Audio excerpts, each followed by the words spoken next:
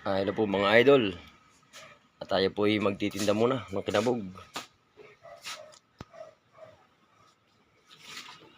Hello po mga idol ang aking mga palindang kinabog. Mga idol.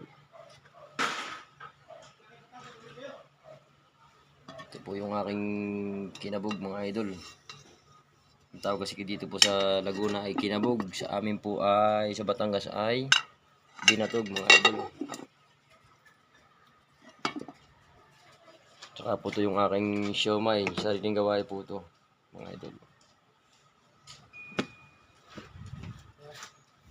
Ito po mga idol ang aking hanap buhay dito sa amin sa Niluan. Ito po yung aking kumpare si Paring JP. Oh, nag-vlog ka na bro.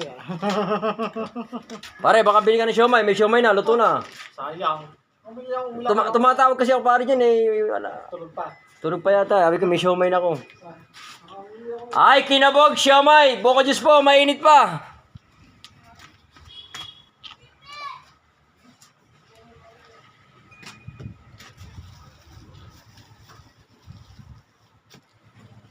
Kapag wala akong tinda, mga idol, ay di palipad po tayo sa Ringgola, mga idol.